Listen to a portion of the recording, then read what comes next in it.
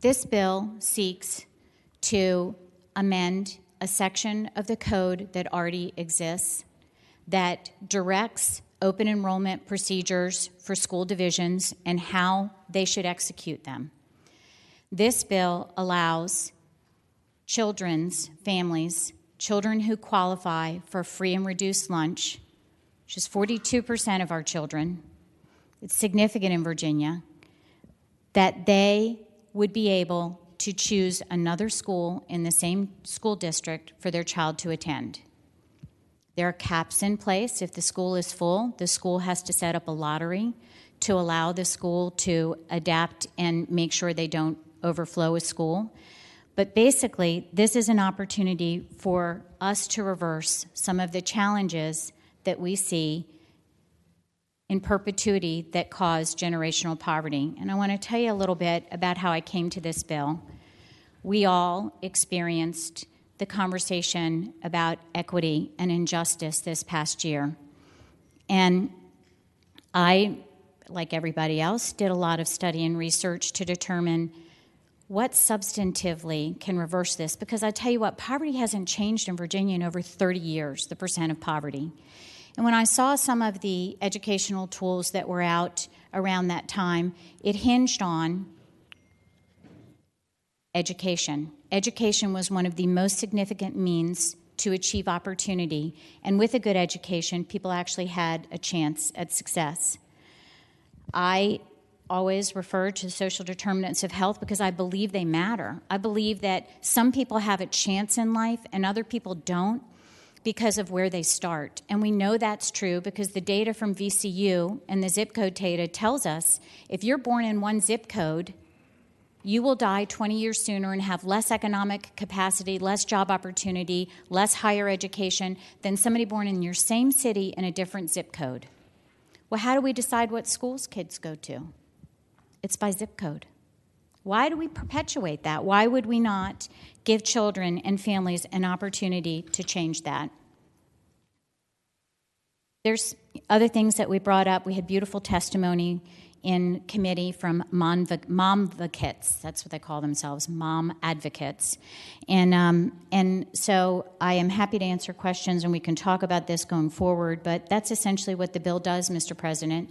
It creates the opportunity to address the injustice of generational poverty by giving access of education to those who don't have the ability. You and I can move to a different school district.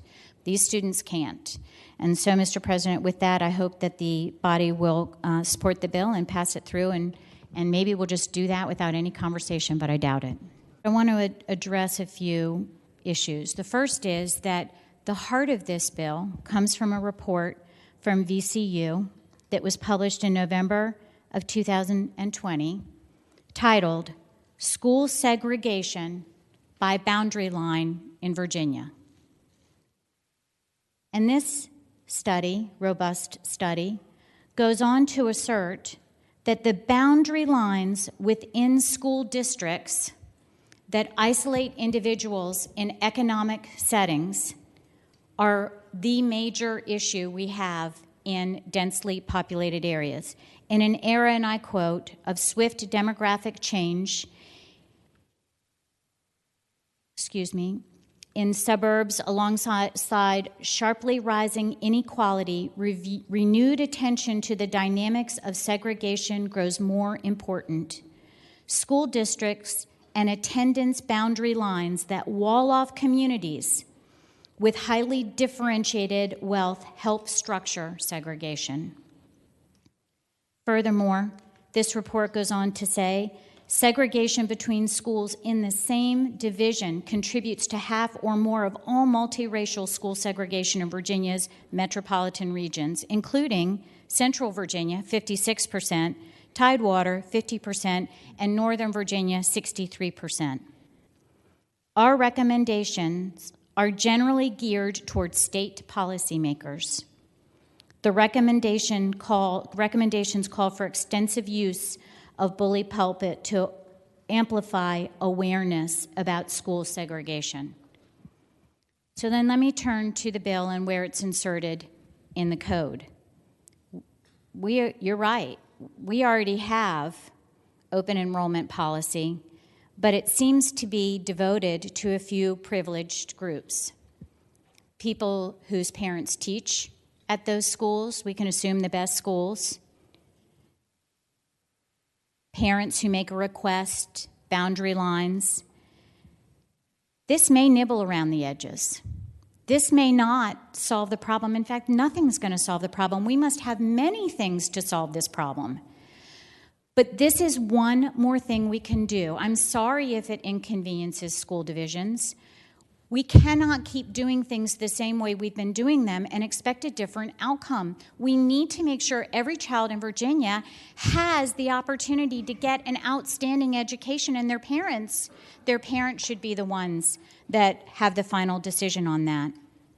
Furthermore, I will point out, it doesn't create chaos. There are already in the code clear language that says an unbiased selection process in the event that open enrollment exceeds the capacity of a school. So what's the worst case scenario? We find out how many kids want to be in a different school, and it makes us rethink how we do things. That's a bully pulpit, guys. We got to get some work done. I hope you will seriously think about this, because this is a solution to segregation as it exists in schools today, drawn by our boundary lines in our neighborhoods. And, you know, there was a beautiful quote that I was so grateful for when we were in committee that pointed out children who start with a disadvantage benefit from having the opportunity to be put into a better situation. But all the kids in the school that receive that child that has challenges also benefit. It's time to mix it up a little bit. This does no harm.